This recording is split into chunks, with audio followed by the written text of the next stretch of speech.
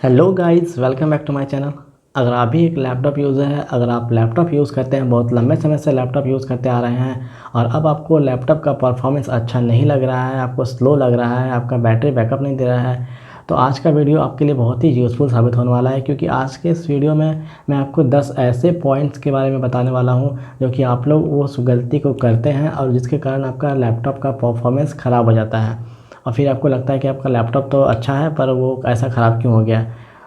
तो उस पॉइंट्स को जानने से पहले अगर आप मेरे चैनल पर न्यू आए हैं तो सबसे पहले मेरे चैनल को सब्सक्राइब कर लें और सब्सक्राइब करने के बाद बेल आइकन जरूर प्रेस करें ताकि आपको वीडियो का नोटिफिकेशन आपको मिलता रहे और ऐसे लेटेस्ट वीडियो आपको मिलते रहें। So without any further Rideau let's get started the video.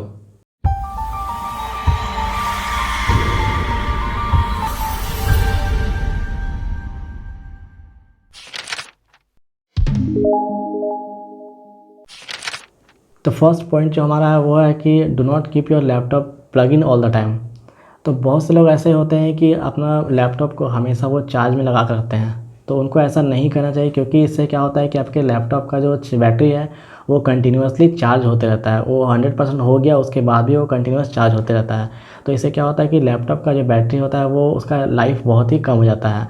आप देखते हो कि इस बैटरी में क्या होता है कि एक फंक्शन दिया होता है लैपटॉप में कि आप उसका बैटरी को हेल्थ को बचाना चाहते हैं तो आप मैक्सिमम आप 80% उसको चार्ज कीजिए। इससे क्या होता है आपका लाइफ का जो बैटरी का लाइफ स्पेन है वो ज़्यादा चलता है।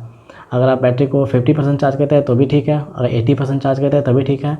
वहाँ पे आपको लैपटॉप में एक ऑप्शन दिया हुआ रहता है कि बैटरी हेल्थ को अगर आपको बनाए रखना है, अच्छा रखना है कंडीशन को, तो आप उसको 80% ही चार्ज करें। लेकिन हम लोग क्या करते हैं, उस फंक्शन को ऑन नहीं करते, ऑफ रखते हैं और उसको 100% तक चार्ज करते हैं और 100% चार्ज करने के बाद भी क्या करते हैं, उसको कंटिन्यूसली चार्ज में लगा छोड़ देते हैं। इससे क्या होता है कि वो बैटरी कंटिन्यूस प्लग इन में चार्ज होते रहता है और वो क्या होता है कि वो एक समय ऐसा है कि उसका बैटरी जो है बैकअप देना कम कर देगा। वो जैसे जो आपका पहले 4 घंटा 6 घंटा चलता था वो अब धीरे धीरे 2 घंटा 2.5 घंटा में हो जाएगा, फिर ज़्यादा धीरे धीरे 1 घंटा में आ जाएगा। तो ऐसा नहीं करना है आपको। जो है जब आपको यूज़ करना है लैपटॉप को तभी आपको चार्ज में लगाना है। अगर आप नॉर्मल यूज़ कर रहे हैं तब तो आपको चार्ज नहीं करना है क्योंकि आपका जो बैटरी का जो बैकअप है वो उस पर ही आपका नॉर्मल यूज़र चल जाएगा। अगर आपको सिर्फ 2 ही कंडीशन पे आपको इसको चार्ज में लगा के यूज़ करना है। पहला, जब आप उसमें गेमिंग कर रहे हैं तब आप चार्ज में लगा के गेमिंग कर सकते हैं क्योंकि गेमिंग के टाइम आपको क्या होता है कि बैटरी पे लोड पड़ता है तो वो क्या करता है, बैटरी जो वो अपना बैटरी वो ड्रेन होने लगता है। तो उस टाइम आप क्या करते हैं, चार्जर अगर लगा देते हैं तो वो एक्सटर्नल चार्जर की हेल्प से आपके मतलब कि आपके प्रोसेसर को पावर देना शुरू कर देता है, तो इससे बैटरी पे लोड कम पड़ता है। और दूसरा दूसरा ऑप्शन क्या है कि अगर आप अपना लैपटॉप में वीडियो एडिटिंग कर रहे हैं या फिर कुछ प्रोग्रामिंग कर रहे हैं, हार्ड बहुत ही हार्ड प्रोग्रामिंग कर रहे हैं, तो उस समय हम लोग क्या करते हैं कि बैटरी में चार्जिंग को लगा सकते हैं, आपको उससे कोई दिक्कत नहीं है। लेकिन आप नॉर्मल यूज़र कर रहे हैं, वर्ड एक्सेल पावर पॉइंट चला रहे हैं, तो यहाँ पे कोई ज़रूरत नहीं है कि हम कंटिन्यूसली उसको चार्ज में लगा के काम करें। तो सेकंड पॉइंट जो हमारा है वो है कि open and close laptop lead very gently. ये क्या करता है, जैसे कि हम लोग कभी कभी लोग क्या करते हैं कि लैपटॉप का हम लोग का काम ख़त्म हो गया तो मतलब जैसे यूज़ हम लोग ख़त्म हो गया तो सीधे हम लैपटॉप को लीड को फटाक से उसको ऐसे पटक दिए। तो ये हम लोग को नहीं करना। उसको लैपटॉप की जो लीड है, ये इसको लीड बोला जाता है, इसका लैपटॉप का लीड, ये जो ऊपर का जैसे डिस्प्ले है उसको, तो इस लीड को बहुत ही आराम से खोलना है और आराम से इसको ऑफ़ करना है। क्योंकि ये जो लैपटॉप का लीड जो होता है वो एक्चुअली यहाँ पे एक फ्लैक्स केबल होता है और फ्लैक्स केबल से डिस्प्ले जो होता है वो मदरबोर्ड से कनेक्टेड होता है। तो अगर हम लोग इसको आराम से अगर ऑन ऑफ नहीं करते हैं, उसको बहुत ही ज़्यादा प्रेशर लगा के कर देते हैं, तो इससे क्या होता है कि आपका फ्लैक्स केबल पे फोर्स पड़ता है और वो फ्लैक्स केबल जो होता है वो हो सकता है कि अनप्लग हो जाए अंदर मदरबोर्ड से या फिर हो सकता है कि वो बैंड होकर टूट जाए। तो जब भी आपके लैपटॉप के लीड को ऑफ़ या ऑन करना है तो वो आप बहुत ही आराम से इसको उठाएं और उसको बहुत ही आराम से इसको नीचे रखें, ठीक है। वैसे तो लैपटॉप का स्क्रीन आपका फूटने वाला नहीं है क्योंकि पहले का स्क्रीन आपका ग्लास का होता था, अब जो है वो ग्लास का नहीं होता, फाइबर होता है। तो आप इसको कितना भी बैंड कर दो ये लैपटॉप का डिस्प्ले टूटेगा नहीं। बट फिर भी आप यहाँ पे फ्लैक्स के केबल को बचाने के लिए आप इसको जेंटली इसको सीधा सीधा धीरे धीरे इसको ऑफ़ कीजिए और धीरे धीरे इसको ऑन कीजिए, ठीक है। तो थर्ड जो पॉइंट है वो हमारा पॉइंट है कि बाइंग ए कूलिंग पैड। तो अगर आप लैपटॉप यूज़ करते हैं और लैपटॉप को बहुत ही ज़्यादा हीट होता है, ठीक है, तो उसमें आपको पता हो कि लैपटॉप में एक प्रोसेसर फ़ैन लगा होता है जो कि हीट को आपको कूल करने का काम करता है। पर वो फ़ैन बहुत ही छोटा होता है जिसके कारण क्या होता है कि अभी अगर आप लैपटॉप को हैवी यूज़ कर रहे हैं अगर आप गेमिंग कर रहे हैं तो उस टाइम क्या होता है, बहुत ही ज़्यादा फ़ैन बहुत ही ज़्यादा तेज़ चलता है आपको प्रोसेसर को कूल करने के लिए, पर वो उतना सफिशिएंट नहीं होता है। तो हम लोग क्या करते हैं, आपका प्रोसेसर को लाइफ को बचाने के लिए हम लोग उसको एक कूलिंग पैड के ऊपर रखते हैं, जिससे क्या होता है कि वो जितना इसको प्रोसेसर से को फ़ैन चाहिए का स्पीड चाहिए, वो अगर इसका प्रोसेसर फ़ैन से नहीं मिल रहा है तो एक्सटर्नल फ़ैन उसको और भी ज़्यादा कूल करने में मदद करता है। तो प्रोसेसर को बचाने के लिए आपको कूलिंग पैड को आपको लेना बहुत ही ज़रूरी है।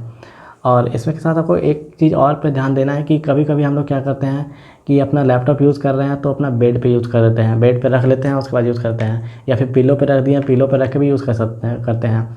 तो ये चीज़ आपको नहीं करना है कि अपने लैपटॉप को बेड पे या फिर पिलो पे नहीं रखना है, क्योंकि लैपटॉप का जो एयर विंड होता है, जो पीछे साइड जो जो नीचे में जो आपका एयर विंड लगा होता है, तो वो क्या करता है, वो आपका ब्लॉक हो जाता है, जिसके कारण आपका जो हीटिंग का जो आपका जो गर्म हीट जो अंदर बन रहा है, वो हीट जो है वो बाहर नहीं निकल सकता है, वो अंदर ही रह जाता है, तो प्रोसेसर पे वो ज़्यादा इम्पैक्ट करता है। और किसी किसी लैपटॉप में तो आजकल साइड में इधर इधर साइड में भी आपका कूलिंग पैड आपका आ गया है, कूलिंग के लिए यहाँ पे एयर विंड लगा होता है, जिसके कारण आपका जो एयर होता है यहाँ से भी फ्लो हो जाता है। तो वो सब टाइप का अगर लैपटॉप है तो भी आप उसको कूलिंग पैड यूज़ ज़रूर कीजिए, और उसको आप बेड पे यूज़ मत कीजिए, पिलो पे यूज़ मत कीजिए, और कूलिंग पैड पे ही हमेशा यूज़ कीजिए। तो जो फोर्थ पॉइंट जो हमारा है वो है कि shut down your laptop on regular interval. तो बहुत से लोग ऐसा करते हैं कि लैपटॉप का जैसे भी काम हुआ ख़त्म हुआ, या फिर थोड़ा देर के लिए आप उसको ब्रेक देना चाहते हैं, तो सीधा आप लैपटॉप को लीड को नीचे कर दिए और अपना चले गए। फिर अब हो सकता है कि आप 2-4 घंटा या फिर 10 घंटा, या फिर हो सकता है कि एक दिन के बाद 2 दिन के बाद आप लैपटॉप को उठाएँ और उसको खोलें तो देखें कि लैपटॉप चल रहा है। तो इसमें होता क्या है कि लैपटॉप स्लीपिंग मोड में चला जाता है, या फिर वो हाइबरनेट मोड में चला जाता है। तो इससे आप ये मत समझिए कि आपका लैपटॉप जो है वो स्लीप मोड में चला गया, यानी कि आपका लैपटॉप कुछ काम नहीं कर रहा है। आपका लैपटॉप अभी भी ऑन है, लैपटॉप में जितना भी आपने टास्क जो आप पेंडिंग छोड़ा है, उसको जो प्रोसेसर है उसको अभी भी वो अपना मेमोरी में रखा हुआ है कि आपका प्रोसेसर ऑन है और अपना फंक्शन सारा कर रहा है। बस वो कर क्या रहा है कि सारा को पॉज कर देता है उतना देर के लिए, ठीक है।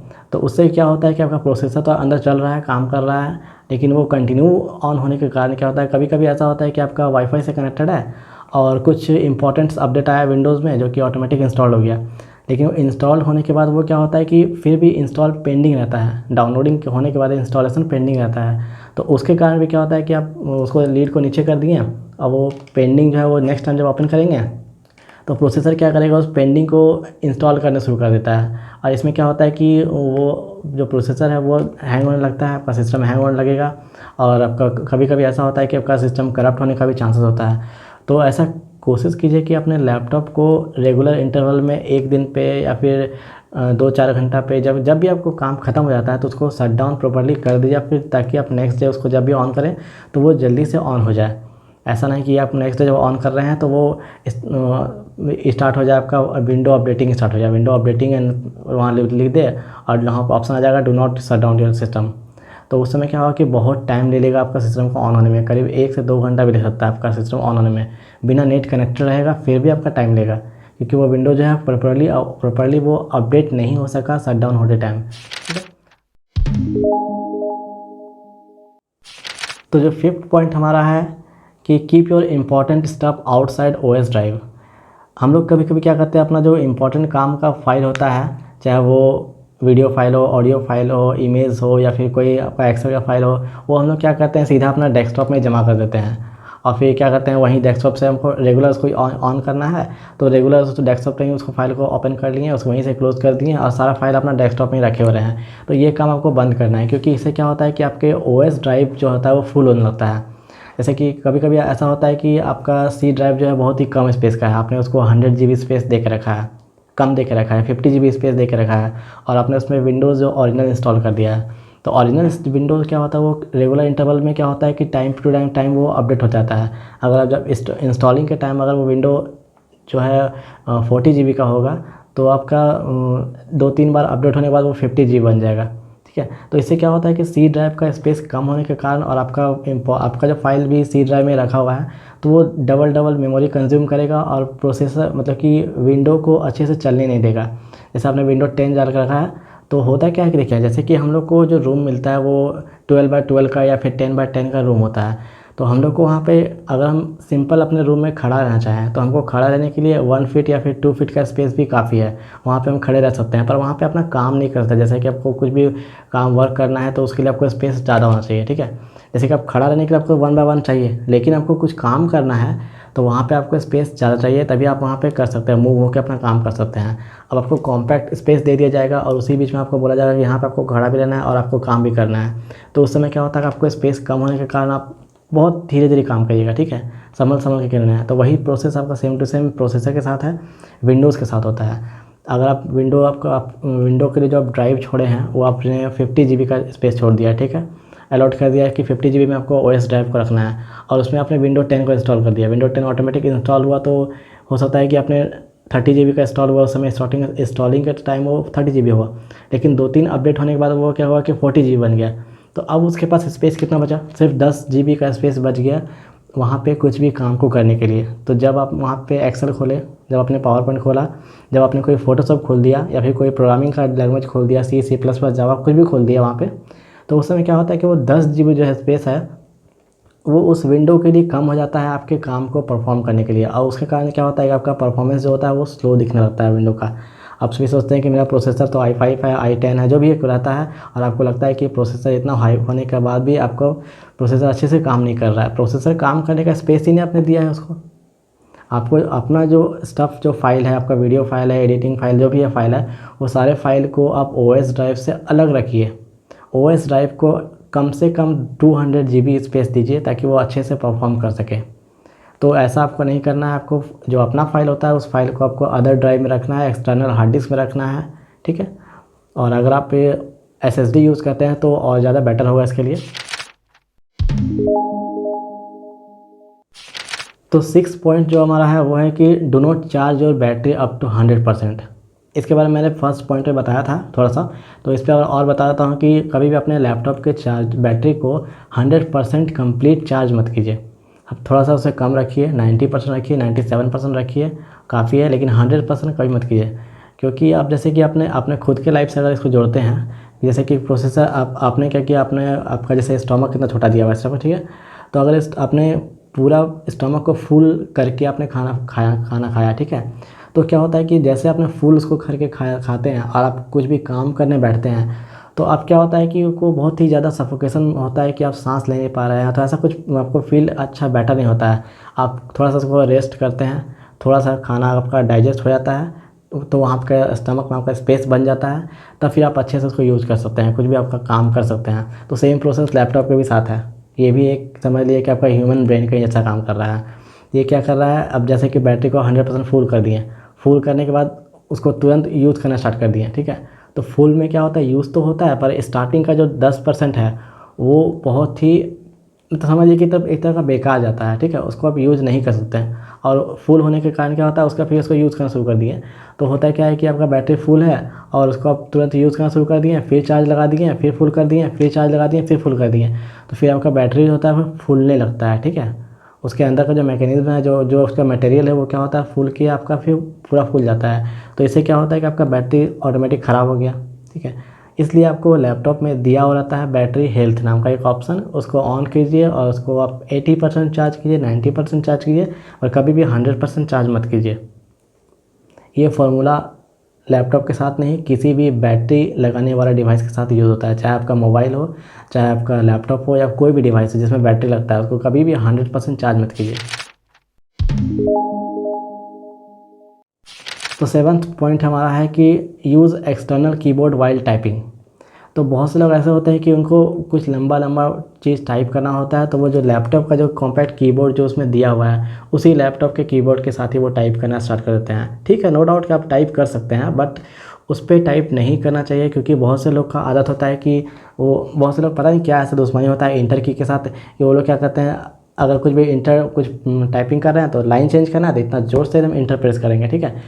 तो अगर आपको भी ऐसा कोई आदत है कि आप इंटर प्रेस करते हैं बहुत तेज़ी से, तो आप कभी भी अपने लैपटॉप का कीबोर्ड को यूज़ मत कीजिए, क्योंकि लैपटॉप का जो कीबोर्ड होता है, वो जो लैपटॉप का कीबोर्ड होता है वो जस्ट आपका मदरबोर्ड से एकदम सटा हो रहता है। और आजकल का जो लैपटॉप जितना भी आ रहा है, उसका जो मदरबोर्ड होता है वो बहुत ही पतला हो गया है। क्योंकि आजकल का लैपटॉप ही पतला होते जा रहा है, तो पतला होने के लिए वो पार्ट्स को धीरे धीरे पतला करते जा रहा है कंपनी। तो क्या कर रही है कि अब थिकनेस बहुत ही ज़्यादा पतला होने के कारण मदरबोर्ड और आपका और जस्ट उसके ऊपर कीबोर्ड होने के कारण जब भी आप कीबोर्ड का बटन प्रेस करते हैं बहुत ज़ोर से, तो क्या होता है कि आपका जो लैपटॉप का जो मदरबोर्ड है वो ऐसे हल्का सा बैंड होता है, ठीक है, कभी कभी ऐसे जैसे बैंड होता है, ठीक है। तो उसमें क्या होता है कि अगर बहुत ही पतला मदरबोर्ड रहा तो हो सकता है कि कुछ आपका पार्ट्स डैमेज हो जाए, हो सकता है कि मदरबोर्ड आपका टूट भी जाए, ठीक है। तो कभी भी लैपटॉप का कीबोर्ड यूज़ नहीं करना है। अगर नॉर्मल यूज़ कर रहे हैं तो उसको हल्के हल्के प्रेस कीजिए, ठीक है। क्योंकि आप देखते हो कि जो बड़ा कीबोर्ड होता है एक्सटर्नल कीबोर्ड, उसका जो बटन होता है वो बहुत ही अंदर तक वो दबता है, जबकि लैपटॉप का जो कीबोर्ड होता है बहुत अंदर तक दबता नहीं है, उसका जो बहुत ही पास में दिया हुआ रहता है उसका जो कनेक्टर होता है। तो कभी भी आप लैपटॉप का कीबोर्ड को बहुत ही लॉन्ग टाइम अगर यूज़ कर रहे हैं तो आराम से यूज़ कीजिए, ठीक है। और हो सके तो पॉसिबल है तो आप एक्सटर्नल कीबोर्ड यूज़ कर लीजिए। एक्सटर्नल कीबोर्ड बहुत ही सस्ता आता है, 200, 250, 300, 400 तक, 500 तक आपको ब्रांडेड कीबोर्ड मिल जाएगा, ठीक है। तो 8 पॉइंट जो हमारा है वो कि stop transporting your laptop in sleep और हाइबरनेट मोड। बहुत से यूज़र ऐसे होते हैं जो कि अपने लैपटॉप को सीधा लीड को डाउन किए और लीड को डाउन करने के बाद उसको बैग में डाल के कहीं भी ले गए, ठीक है। तो ये काम आपको अवॉइड करना है। इससे होता क्या है कि आपका प्रोसेसर, तो आपको पहले बताया कि प्रोसेसर आपका ऑन रहता है, ठीक है। हाइबरनेटिंग मोड में भी आपका प्रोसेसर काम करते रहता है, स्लीपिंग मोड में भी आपका प्रोसेसर काम करते रहता है। कभी कभी क्या होता है कि आपने इसको सीधा आपने इसको लीड को डाउन किया और आप उसको बैग में डाल दिए, वो प्रॉपर्ली स्लिप भी नहीं हो पाया और उसको आप उसमें बैग में डाल दिए। तो इससे क्या हुआ कि जो भी आपका जो प्रोसेसर का जो हीटिंग प्रोसेस हो रहा था, वो हीटिंग जो इसका निकल रहा था वो आपका प्रॉपर्ली बाहर नहीं निकल पाया। कूलिंग पैड उसको, मतलब कि आपका जो कूलर अंदर दिया हुआ है वो आपका सीपीयू फैन उसको कूल नहीं कर पाया और आपने उसको बैग में डाल दिया। तो जितना भी हीट होगा इसके अंदर का वो सब आपका बैग के अंदर ही रह जाएगा, बैग के अंदर ही रहेगा, आपके लैपटॉप के अंदर ही रहेगा और आपके प्रोसेसर को हीट होते रहेगा। अगर प्रॉपर्ली वो स्लिप हो गया तब तो ठीक है, अगर नहीं स्लिप हो पाया अच्छे से, ठीक है, आपने तुरंत उसको बैग में डाल दिया, ठीक है, तो उस समय आपको क्या होगा कि आपका लैपटॉप जब भी इसको ऑन करेंगे तो कम से कम आपको 1 आवर ले लेगा ऑन होने में, ठीक है। और कभी कभी हो सकता है कि ऑन भी ना हो, उस समय आपको सीधा आपको पावर बटन प्रेस करके आपको शट डाउन करना होगा, उसके बाद ही आप ऑन कर सकते हैं। तो जब भी आप इसको बैग में डाल रहे हैं तो प्रॉपर्ली इसको शट डाउन करके डालिए। और अगर शट डाउन नहीं करना है तो इसको धीरे धीरे इसको डाउन कीजिए। और डाउन जैसे करते हैं तो जैसे भी आपको डाउन करते हैं तो ये देखिए आपका इसका फ़ैन बंद हो जाएगा, उसके बाद आप इसको डालिएगा बैग में। और या फिर आपको लैपटॉप में यहाँ पर लाइट दिखेगा, हार्ड डिस्क का लाइट, प्रोसेसर का लाइट यहाँ दिखता है, ठीक है। तो लाइट को ऑफ होने दीजिएगा, उसके बाद ही आप इसको बैग में डालिएगा। इससे लाइट को ऑफ होने से क्या होता है कि वो प्रॉपर्ली वो हाइबरनेटिंग मोड में चला जाता है और स्लीपिंग मोड में चला जाता है। तो कभी भी लाइट ऑन रहे, प्रोसेसर ऑन रहे, फ़ैन ऑन रहे, उसको सीधा आप लैपटॉप को बैग में मत डालिए। तो 9th पॉइंट जो हमारा है वो है कि always use fuse containing extension board while charging your laptop और एनी डिवाइस। अगर आप किसी भी डिवाइस को चार्ज कर रहे हैं तो आप जिस एक्सटेंशन बोर्ड में आप उसके प्लग को लगाते हैं वहाँ पे एक फ्यूज़ का होना बहुत ही ज़रूरी होता है। क्योंकि अक्सर ऐसा देखा जाता है कि लाइटनिंग के टाइम या फिर शॉर्ट सर्किट के टाइम सबसे पहले आपका चार्जर पे डैमेज होता है, ठीक है। और अगर चार्जर डैमेज होने के बाद वो करंट फ्लो को आपको डायरेक्ट वो एसी करंट को प्रोवाइड कर दिया सीधा आपके लैपटॉप में या फिर किसी भी मोबाइल पे या फिर किसी भी इलेक्ट्रॉनिक डिवाइस पे, तो आपको वो इलेक्ट्रॉनिक डिवाइस डायरेक्टली डैमेज होने का चांसेस होता है, ठीक है। तो हमेशा जब भी आप यूज़ कर रहे हो चार्जिंग बोर्ड, तो चार्जिंग बोर्ड में आप उसमें एक फ्यूज़ को लगा लीजिए। जैसे कि लाइटनिंग के टाइम जब भी आपका कुछ एक्स्ट्रा वोल्टेज आया तो सबसे पहले आपका फ्यूज़ गायब होगा, फ्यूज़ उड़ेगा तो आपका फिर चार्जर में लाइट आएगा। तो चार्जर में भी एक फ्यूज़ होता है जो कि कभी कभी वो चार्जर ख़राब हो गया तो वो वहाँ से कनेक्शन को काट देता है, ठीक है। तो बहुत सारे चार्जर में ऐसा होता है लेकिन फ़ोन के चार्जर में ऐसा नहीं होता है। तो कोशिश कीजिए कि एक्सटेंशन बोर्ड आप जो यूज़ कर रहे हैं वहाँ पे एक फ्यूज़ का होना बहुत ही ज़रूरी होता है। इससे आपका शॉर्ट सर्किट से भी बचेगा और आपका लाइटनिंग के टाइम आपका लैपटॉप भी डैमेज होने से बचेगा। और 10th और सबसे लास्ट पॉइंट है और सबसे इम्पॉर्टेंट पॉइंट है ये कि do not use your laptop direct in sunlight. बहुत से लोग ऐसे होते हैं कि जैसे कि ठंड का टाइम आ रहा है तो उसको काम करना है तो वो रूम से बाहर निकल के सीधा डायरेक्ट वो सनलाइट पे चले गए और वहाँ पे अपना ब्राइटनेस बढ़ा के अपना सारा काम कर लिए। सोचे कि वहाँ पे आपका नेटवर्क अच्छा मिलेगा, वाईफाई अच्छा चलेगा, इंटरनेट अच्छा चलेगा, तो उससे वो समझ के वो आपको छत पे जाके वो अपना काम कर लेते हैं। तो इससे होता क्या है कि अगर आपका लैपटॉप थोड़ा पुराना है, जैसे कि आपका LCD डिस्प्ले लगा हुआ है, तो एलसीडी डिस्प्ले में होता क्या है कि एक लिक्विड होता है डिस्प्ले में, तो वो लिक्विड जो होता है वो डायरेक्ट सनलाइट में होने के कारण वो लिक्विड धीरे धीरे ड्रेन होने लगता है, वो धीरे धीरे वो आपका ड्राई हो जाता है। तो जहाँ जहाँ आपका लिक्विड ड्राई होगा उस जगह पे आपका जो होता है ब्लैक स्पॉट आ जाएगा। आप एलसीडी को कभी कभी ऐसे करके हल्का सा प्रेस करके देखिएगा, तो जहाँ जैसे आप प्रेस करते हैं तो वहाँ का लिक्विड जो होता है वो साइड हो जाता है, और उस जगह पे वहाँ पे जो लिक्विड होता है वो नहीं होने के कारण वहाँ पे आपको ब्लैक स्पॉट दिखता है। ठीक है, और जैसे आप फिंगर को हटाते हैं तो फिर से वो लिक्विड वहाँ पे अपना जगह आ जाता है उस जगह पे, और उसके बाद वो फिर से आपको ब्लैक स्पॉट हट जाता है और फिर से आपका डिस्प्ले दिखने लगता है। तो याद रखिए वो एलसीडी डिस्प्ले वाले में ज़्यादा इम्पैक्ट करता है इस टाइप का फंक्शन, कि आप डायरेक्ट सनलाइट पर रखें तो सनलाइट सीधा आपका लैपटॉप में पड़ता है और उसका डिस्प्ले का एलसीडी का आपका लिक्विड जो होता है वो ड्राई करा जाता है। तो इससे 3 तरह का नुकसान होता है। पहला नुकसान तो होता है आपका डिस्प्ले ख़राब होता है। दूसरा नुकसान होता है कि आपका जो सीपीयू का फ़ैन है, सीपीयू का फ़ैन जो प्रोसेसर को कूल कर रहा है, वो सनलाइट क्या करेगा, उसका उल्टा कर देगा कि उसको कूलिंग होने नहीं देगा, मतलब कूल होने नहीं दे रहा है और वो कंटिन्यू उसको गर्म करते जा रहा है ऊपर से, और सनलाइट पड़ रहा है और पूरा वो हीट हो जाता है प्रोसेसर। इससे आपका प्रोसेसर भी डैमेज होने का चांसेस है। और दूसरा प्रोसेसर के बाद आपका तीसरा क्या है, आपका बैटरी भी आपका क्या होता है कि आपका सनलाइट में होने के कारण क्या होता है, उसका मैकेनिज़्म ख़राब हो जाता है बैटरी का। इसीलिए बैटरी को जब भी रखा जाता है तो वो मतलब कि अर्थ से थोड़ा ऊपर रखा जाता है और उसको डायरेक्ट सनलाइट में नहीं रखा जाता है।